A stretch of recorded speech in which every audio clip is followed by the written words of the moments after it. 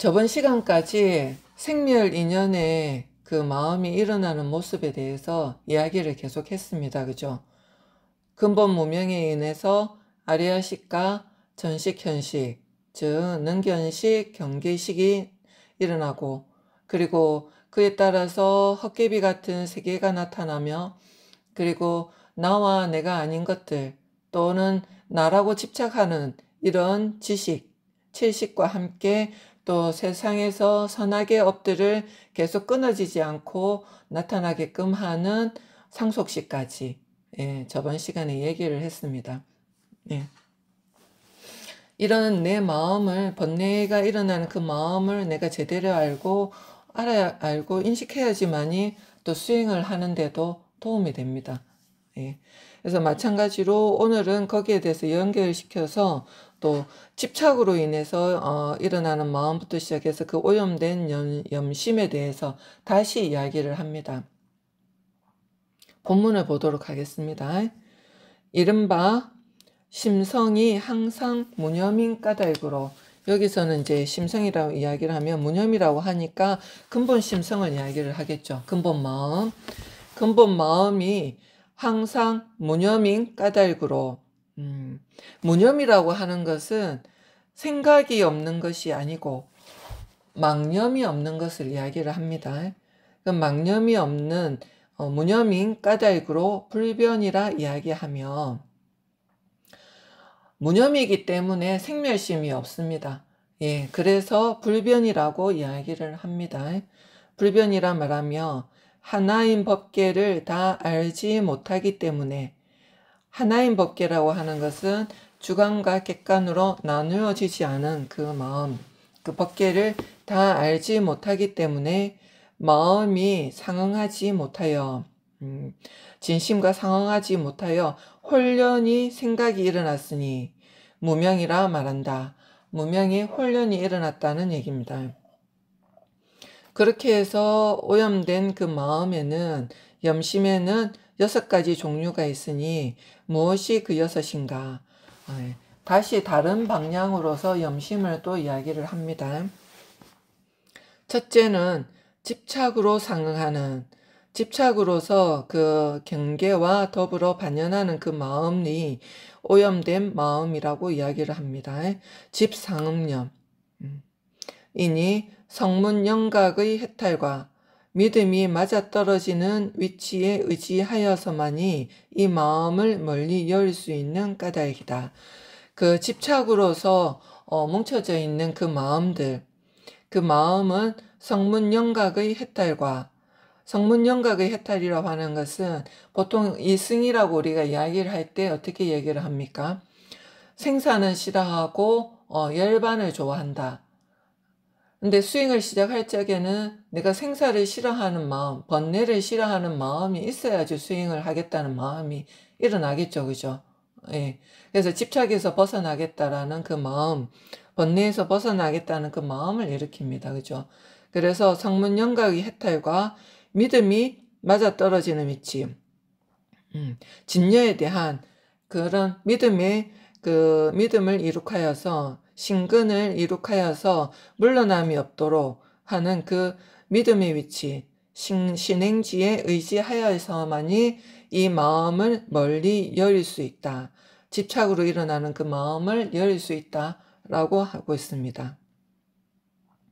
그 다음에 두 번째는 끊임없이 상응하는, 끊임없이 주관과 객관으로 맞대응해서 상응하는 오염된 마음, 부단상응념이니 신상응지에서 이제 그 믿음에 의해서 의지하여서 방편을 닦아 점점 익혀왔습니다. 그죠? 익혀서 점차로 버릴 수 있으며, 정심지, 이것은 초지라고 이야기를 합니다. 마음이 맑아지는 지위죠.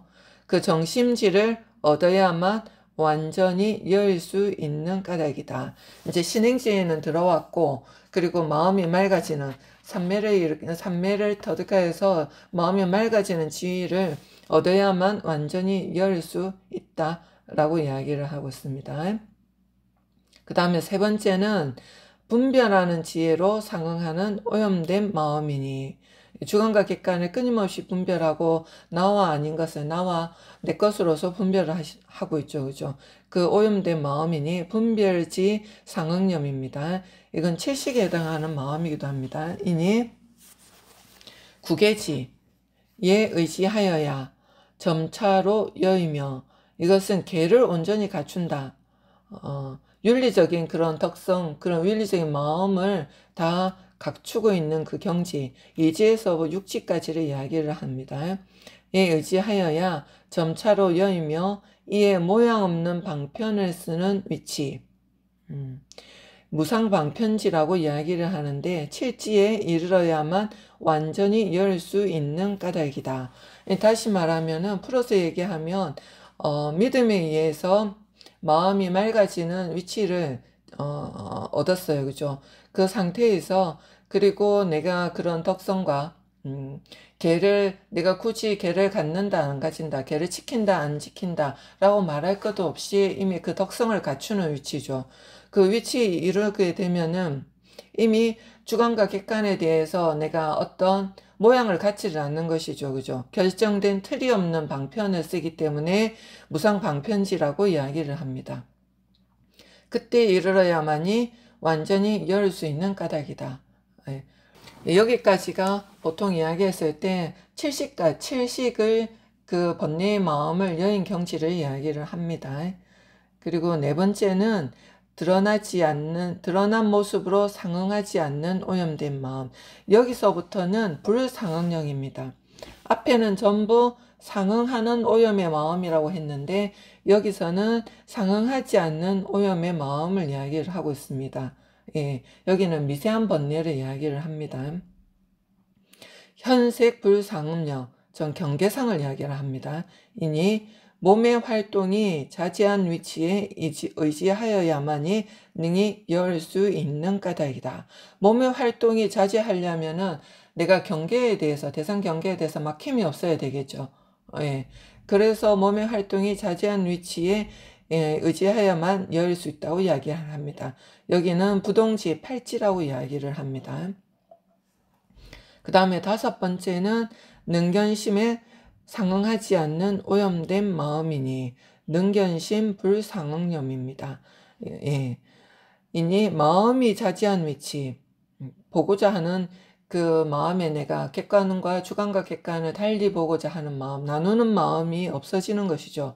이니 마음이 자제한 위치, 심자제지 구지라고 이야기를 합니다. 에 의지하여야 능히 열 수 있는 까닭이다. 그 다음에 여섯 번째는 근본업에 상응하지 않는 오염된 마음, 근본업 불상응념이니 보살의 수행이 다 끝나는 경계, 십지보살 정도 되어야 의지하여야 이 지위에 들어갈 수 있고 득입하고 열애지에서만 불지에서만 능히 전부 다 열 수 있는 까닭이다. 집착으로부터 우리 오염되어 있는 마음, 온갖 번뇌들이 그 집착에서 벗어나겠다라는 마음을 가지고 그리고 믿음을 가지고 진리에 대한 믿음을 가지고 수행에 들어가서 점점 삼매와 그리고 관행의 힘으로서 마음이 맑아지기 시작합니다. 번뇌에서 벗어나기 시작을 하고 주관과 객관에 내에서 내가 분별하는 그 마음에서 벗어나고 대상 경계를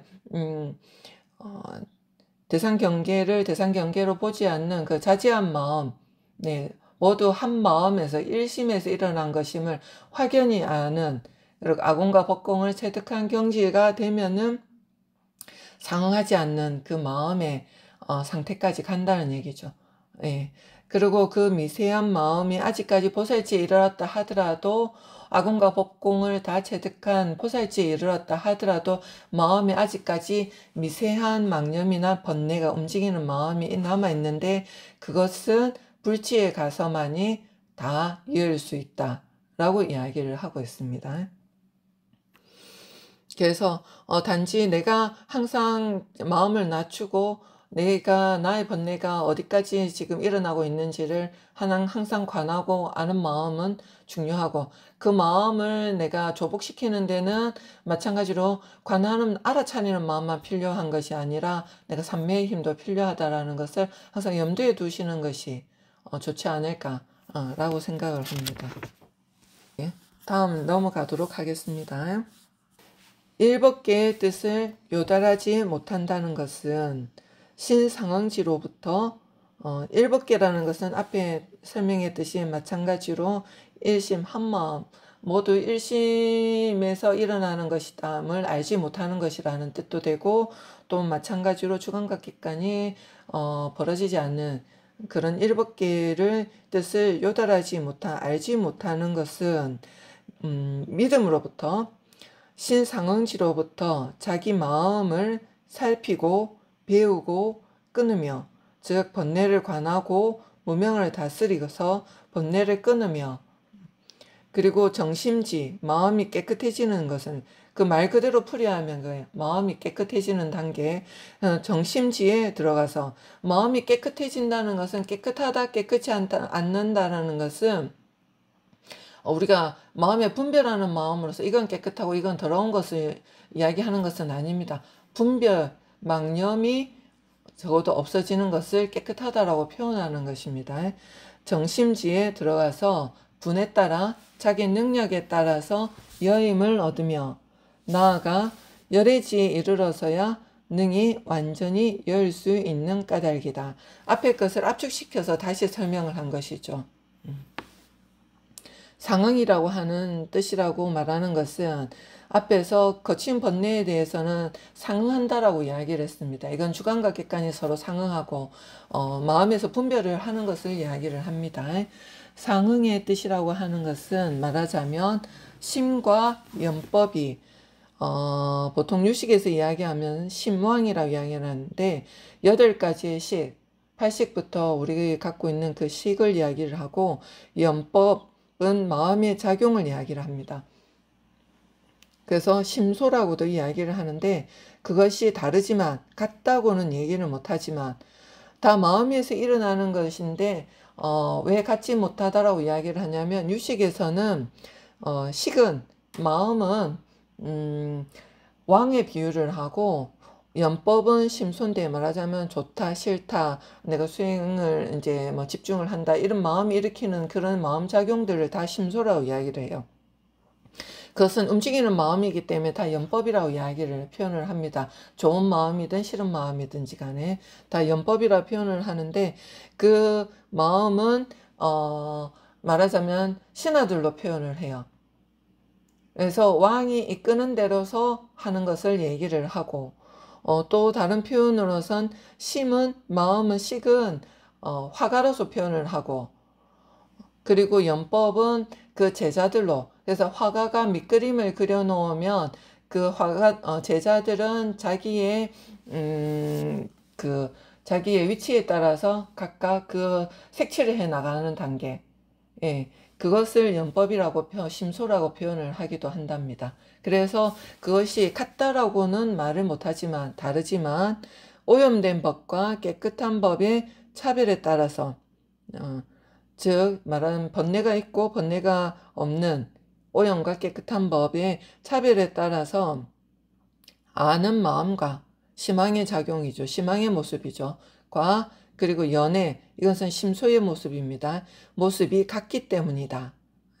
이것은 심과 마음과 그리고 그 마음의 작용이 동일한 대상을 인식한다는 것을 얘기를 합니다.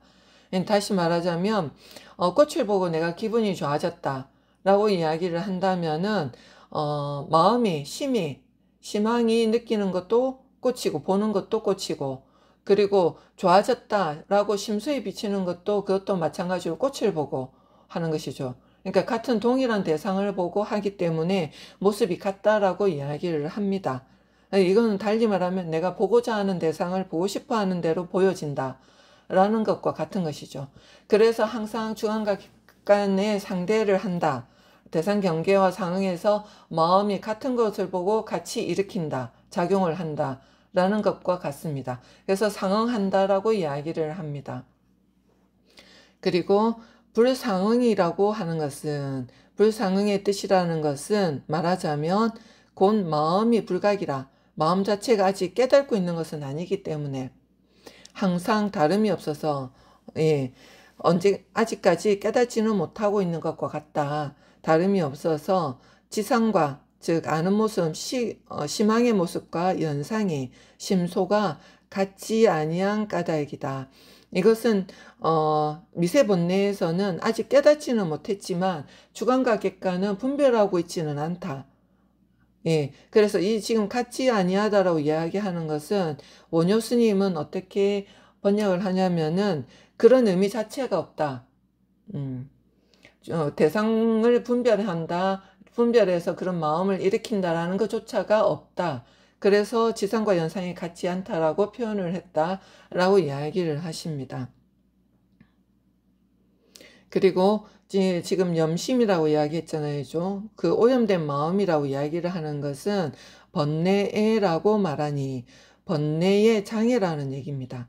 오염된 그 염심이 움직여서 나에게 장애를 일으킨다는 얘기죠. 장애라고 말하니 능히 진여의 근본 지혜, 늘 고요하면서 신령한 알미 있는 그 지혜를 장애하기 때문이다. 무명이라는 뜻은 마찬가지로 그래서 지혜, 근본 지혜를 장애한다. 그래서 지혜의 장애, 지혜라고 말하니 능히 세간에서 자연스럽게 활동하는 지혜, 세간 자연업지라고 이야기를 하는데 그것을 장애하기 때문이다. 이것은 뭐냐면 내가 차별인 그 현상을 본다 하더라도 다시 분별 없는 마음으로서 그 있는 그대로 볼 수 있는, 내가 지금 있는 그대로 본다 그래서 우리가 컵을 컵으로 본다 라고 하는 것과는 지혜가 그것과는 다른 거예요. 그러니까 있는 그대로 본다 라고 했을 때 있는 그대로 본다는 것을 보통 우리는 어떻게 표현하냐면 내가 컵을 볼 때 그 컵의 모양을 그대로 본다, 그걸 있는 그대로 본다라고 이야기를 했는데 그것이 있는 그대로 보는 것이 아니라는 얘기입니다. 그러니까 세간에 있는 것을 있는 그대로 보는, 자연스럽게 활동하는 지혜가 된다는 것은 연기의 모습으로서 그대로 보고, 컵이 지금 연기로 봤을 적에는 지금 무너져 가고 있는 그 모습, 생주임이라고 있는 그 모습을 그대로 컵을 보면서 그대로 본다라는 얘기예요. 그런 지혜의 작용을 말하자면 무명이 장애를 한다 라는 얘기죠. 이 뜻이 어떠한가? 오염된 마음에 의지하여 그 오염된 스스로 내가 오염시켰지, 이건 또한 마찬가지로 남이 오염시킨 것은 아니죠. 그죠? 스스로 오염시킨 그 오염된 마음, 염심에 의지하여서 능히 보는 마음, 능견심이 일어나고 능히 나타나며 그에 따른 경계심이 나타나죠. 그죠? 그래서 허망한 경계를 망령되이 취하고 집착해서 그래서 그 평등한 성품, 진여의 본성을 어기는 까닭이다. 다시 전체적으로 설명을 하고 있습니다. 일체법은 항상 고요해서 일어나는 모습이 없지만은 무명으로 인해서 그 진여를 제대로 알지 못하고 깨달지 못하여 망령때의 법성과 더불어, 진여법성과 더불어 어기는 까닭으로 세간의 일체 경계에 갖가지 않은 것에 능히 수순함을 얻지 못하는 까닭이다. 그래서 경계에 부딪힐 때 제대로 아는 그 지혜를, 수순하는 그 지혜를 얻지 못한다. 그렇기 때문에 인연에 따라서 불질 제대로 우리가 그 진여법성에 따른 지혜를 얻게 되면 인연에 따라 방편을 적절하게 지혜의 방편을 쓸 수 있게 된다는 얘기입니다. 심생멸의 이제 그 모양을 다시 한번 분별합니다. 번뇌망상을 크게 두 종류로 이제 다시 분별합니다. 다시 생멸하는 모습, 이건 번뇌를 이야기하는 거죠. 번뇌망상을 분별하는 것을 두 종류가 있으니 무엇이 두 가지인가? 첫째는 거친 번뇌이니 마음과 더불어 상응하는 까닭이다. 거칠다고 하는 것은 알기 쉽다는 얘기예요. 우리가 그 마음이 번뇌를 알아채기 쉽다. 예. 그래서 거친 번뇌이니 마음과 더불어 상응하는 까닭이다. 앞에 지금 상응하는 마음, 상응하는 오염된 마음이라 나왔잖아요. 그죠? 그것을 이야기를 합니다. 두 번째는 미세한 번뇌이니 마음과 더불어서 상응하지 않는 까닭이다. 너무 미세하기 때문에 그 흐름은 늘 가지고 있지만은 우리가 알아채기는 쉽지가 않다. 그래서 경전에 보이지 않고 끊임없이 이어지는 마음이 생멸하고 있다라고 이야기를 합니다. 그래서 또 거친 가운데 거친 번뇌는 범부의 경계이며 앞에 이야기했던 집치상응음 같은 그것은 거친 가운데 거친 범부니까 거친 번뇌이기 때문에 범부의 경계이고 범부의 상태에서 알아채기 쉽다는 얘기예요. 그리고 거친 가운데 미세한 번뇌와 미세한 가운데의 거친 번뇌는 보살의 경계이다. 거친 가운데 거친 번뇌가 범부의 경계, 즉 알 수 있는 육식의 경계이고 거친 가운데의 미세한 번뇌, 이것은 칠식과 그리고 미세한 가운데 거친 번뇌는 현식과 전식, 능견상과 경계상의 그때까지의 번뇌는 보살의 경계다. 이며 미세한 가운데 미세한 가운데 이거 미세한 번뇌는 근본업 불상응념 업식에 해당하는 번뇌예요. 그것은 부처님의 경계라고 이야기를 합니다. 이 두 종류의 생멸은 무명에 의지하여 혼습함으로 있으며 무명에 의지해서 그 영향을 받았다는 얘기죠. 혼습함으로 있으니 이른바 인에 의지하고 연에 의지한다. 인에 의지한다는 것은 불각의 뜻인 까닭이며 연에 의지한다는 것은 망령때의 경계를 짓는 뜻인 까닭이다. 이 모든 지금 거친 번뇌나 미세한 번뇌들은 다 무명에 의지해서 일어남이 있다라는 얘기죠. 그죠? 그래서 무명에 의지하고 그 인이라고 하는 것은 무명을 이야기를 합니다. 이야기를 하고 그래서 무명에 의해서 일어난 경계상, 연은 경계를 이야기합니다. 그 무명 번뇌가 일어나서 나 앞에 끊임없이 경계를 일으키고 그 경계에 의해서 다시 무명이 더해지고 그래서 거친 번뇌와 미세한 번뇌가 끊임없이 다시 흘러가고 일어난다는 얘기죠. 만약에 그렇다면 인이 없다면 그 무명이 없다라면 즉 곧 그 연 경계상도 없게 되겠죠. 그죠? 없나니 인이 없는 까닭으로 불상응심 세 가지의 그 미세한 번뇌들도 다 없어지고 연이 없는 까닭으로 경계상이 없어지게 되면은 상응심 6가지의 거친 번뇌들도 마찬가지로 없어지게 된다는 얘기입니다.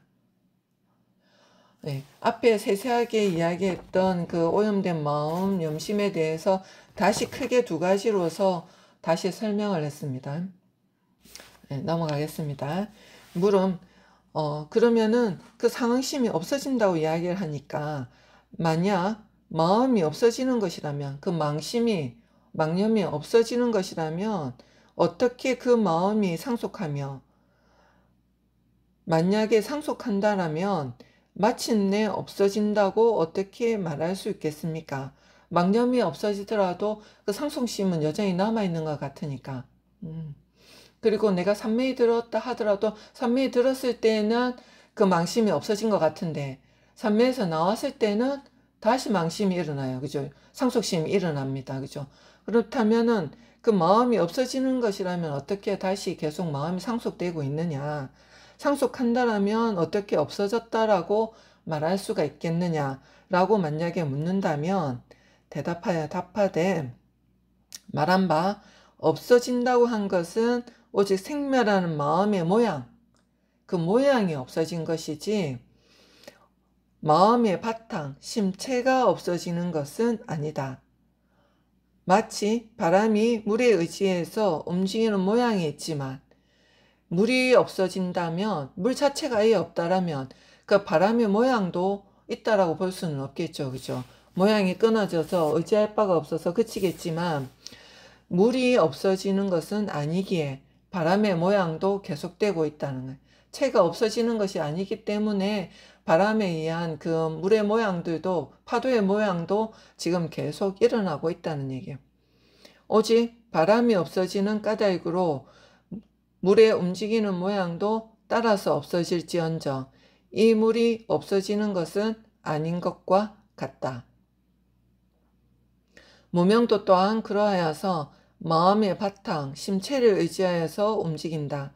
만약에 마음의 바탕이 없어지는 것이라면 곧 중생이 끊어져서 의지할 바가 없어서 그치겠지만 마음의 바탕은 없어지지 아니하는 까닭으로 마음이 상속함을 얻고 오직 무명만 없어지는 까닭으로 마음의 모양이 따라서 없어질지언정 참마음의 지혜가 없어지는 것은 아니다. 그래서 마음이 완전히 텅 비어서 완전히 진짜 딱 없어진다고 한다면은 뭐 무명이라는 것도 흔적도 없이 없어지겠죠. 그죠? 그렇지만 그거는 아니라는 얘기예요. 그렇기 때문에 여전히 우리 미세한 번뇌의 마음속에서 흐르고 있듯이 그 마음의 움직임이 체가 없어지는 것은 아니기 때문에 마찬가지로 파도가 바람이 다시 불면은 그 파도가 다시 일어날 수도 있다는 얘기죠. 그래서 궁극적으로 가면은 마찬가지로 불지에서도 무명이라고 할 것도 없고 마찬가지로 이것이 진여라고 이야기할 것도 없는 온 전체가 일심, 온 우주가 모두가 일법계가 전부 일심이 되는 그것이 되는 것이죠. 그 다음에는 이제 이 마음들이 이제 계속 어떻게 망념을 더 해가고 번뇌를 계속 더 일으켜서 내가 생멸 인연을 계속 이어가고 그 다음에 내가 어떻게 수행을 할 수 있는가, 수행하는 마음을 일으킬 수 있는가를 훈습으로서 표현을 한 거예요. 예. 또한 네 가지 법이 훈습하는 뜻이 있는 까닭으로 오염된 법, 연법과 깨끗한 법이 일어나서 끊어지지 않나니 무엇이 네 가지인가? 훈습이라는 것은 이것은 영향을 주고받는다 라는 뜻입니다. 예. 물이 든다, 습이 든다 라고 우리가 보통 표현을 하죠. 어떤 냄새가 배이는 것을 이야기를 합니다. 자연스럽게 배어드는 것을 이야기를 하는데 이것은 강한 쪽으로 더 물이 들죠. 예를 들어서 방 안에 만약에 꽃향기가 있고 또는 아주 심한 악취가 나는 똥냄새가 만약 있다라고 한다면 어느 쪽으로 더 강하게 더 되게 냄새가 더 강해지겠습니까? 똥냄새 쪽으로 더 냄새가 강해지겠죠. 예. 그래서 훈습이라는 것은 항상 어느 쪽이다 강한 쪽으로 더 영향을 받는다 라고 생각을 하시면 되겠습니다. 또한 네 가지 법이 훈습하는 뜻이 있는 까닭으로 오염된 법, 네. 그래서 오염된 법, 연법이 있고 정법이 일어날 수 있다. 네. 수행을 통해서 마음을 청정하게 하는 정법이 일어날 수도 있다는 얘기입니다. 일어나서 끊어지지 않는다. 자, 그 네 가지 중에서 첫 번째는 깨끗한 법이니 정훈습을 이야기를 합니다. 정법이니 진여훈습이라고 말한다. 이것은 본래 청정한 모습으로 회복하는 것을 말하는 것이죠. 그래서 이거는 우리 마음바탕 원래체에 있는 진여가 인이 되는 것을 말합니다. 그 다음에 두 번째, 세 번째, 네 번째는 모두 염훈습을 이야기를 합니다. 오염되는 것. 두 번째, 일체 오염의 원인이니 훈습이라고 말한다. 무명에 의한 훈습을 말하는 것이죠. 이것은 무명이 인이 되는 것을 말합니다. 그 다음 세 번째는 허망한 마음, 망심이니 업식 훈습이라고 이야기를 합니다. 무명 훈습으로 인해서 업식이 생기고 그 망심이 생기는데 그 업식이 다시 무명을 더합니다. 그죠? 무명을 더해서 또다시 더 망심을 더해가는 것을 이야기를 합니다. 그래서 이것은 업식 훈습이라고 이야기를 합니다. 미혹함을 더 계속해서 더 늘려나가는 것을 말합니다. 다음 네 번째, 헛된 경계, 망경계를 이야기를 합니다. 이른바 6가지 경계, 육진 경계로서 훈습함을 말합니다. 이 경계들이 실체가 있는 것으로서 착각을 해서 집착을 일으키고 망심과 망경계가 서로서로 더 훈습해 나가는 과정을 이야기를 합니다. 다음 장입니다. 훈습의 뜻이라는 것은 마치 세간의 옷에는 실제로 향기가 없지만 만약 사람이 향기로서 훈습하는 까닭으로 곧 향기가 있는 것과 같다. 원래는 향기가 없는데 향기를 입히는 것과 같다. 이 훈습의 뜻도 이와 같아서 진녀의 청정한 법은 실제로 오염이 없죠. 그죠?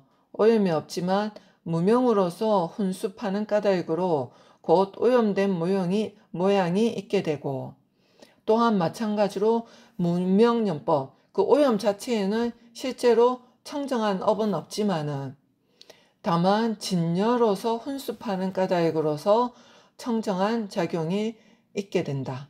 청정함으로 회복하려는 작용이 있게 된다라는 얘기입니다. 그래서 이 하나의 식이 마찬가지로 이 두 가지 뜻을 가지고 훈습한다 라고 이야기할 수 있습니다. 그래서 먼저 오염된 훈습, 염훈습부터 먼저 얘기를 합니다. 어떻게 훈습하기에 오염된 법을 일으켜서 끊어지지 않는가? 이른바 진녀법에, 그래도 그 바탕은 뭐다? 진녀가 인이 되고 무명을 일으켰다 라고 이야기를 합니다. 진녀법에 의지한 까닭으로 무명이 있고, 무명이라는 오염된 법의 원인이 다시 무명이 연법의 인이 되는 것이죠. 오염된 법의 원인이 있는 까닭으로 곧 진녀를 훈습하며, 진녀를 훈습하는 까닭으로 곧 헛된 마음, 망심이 있으며, 헛된 마음이 있으므로 곧 무명을 훈습하고 다시 무지무명을 어리석음을 더해가지고 진녀법을 알지 못한 까닭으로 불각의 생각이 일어나서 헛된 경계를 나타낸다.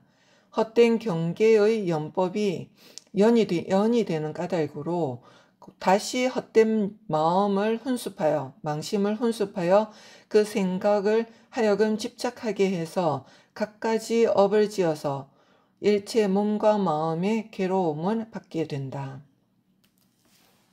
처음에 진녀를 훈습해서 업식을 성립하게 되는데, 이제는 업식이 도리어서 무명을 훈습해서 그 미혹함을 더해가고 경계를 다시 집착하고 망심을 더해가는 것을 말합니다. 그래서 이 헛된 경계의 훈습하는 뜻, 이것은 망경계 훈습, 아까 앞에서 헛된 경계, 망경계 훈습을 설명하는 것입니다. 뜻에는 곧 두 가지가 있으니 무엇이 두 가지인가?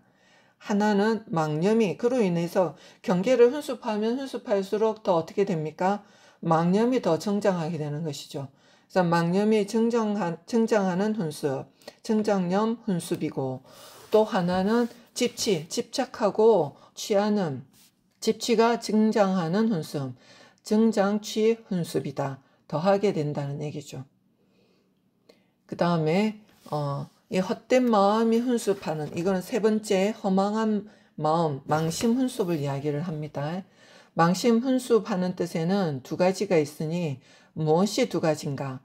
하나는 업식 근본 훈습이니 능히 아라함과 벽지불과 일체보살이 생멸의 괴로움을 받는 까닭이다.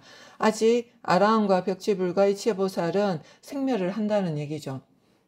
번뇌를 아직 다 하지는 못했기 때문에, 미세한 번뇌의 흐름이 아직 남아있기 때문에 까닭이며, 두 번째는 경계를 분별하는 식을 더 늘어나게 하는 훈습이니 이것은 범부가 업에 매여서 괴로움을 받는 까닭이다.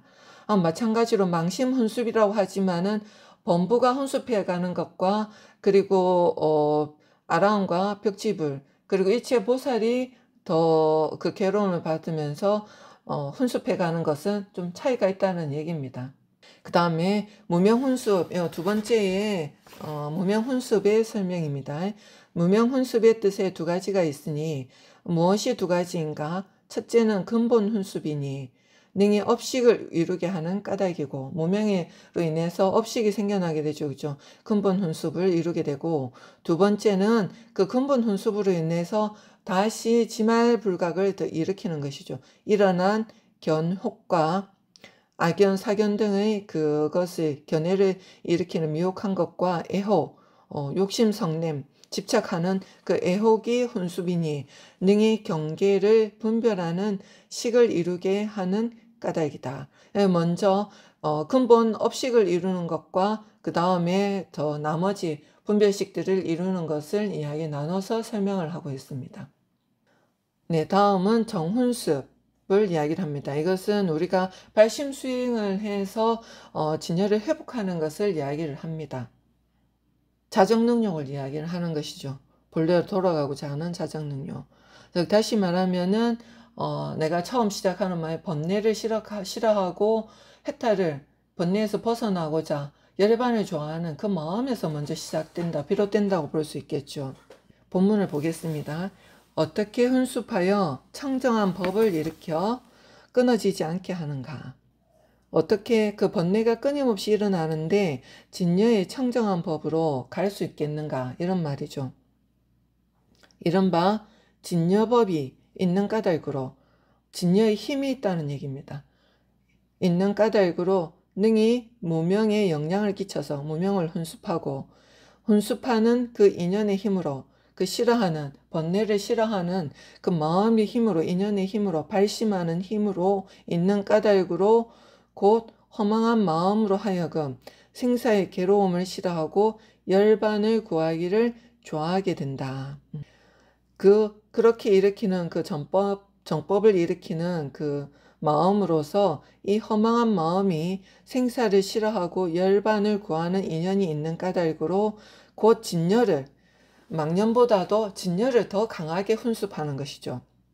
진열을 더 강하게 훈습하고 스스로 자기의 성품을 믿어서 진여가 있음을 믿어서 마음이 망령때에 움직인 것이며 마음이 망령때에 움직여서 일어난 것이며 다른 경계가 내 눈앞에 다른 경계가 앞에 경계가 없는 줄을 알아서 멀리 여의는 법을 수행하게 된다.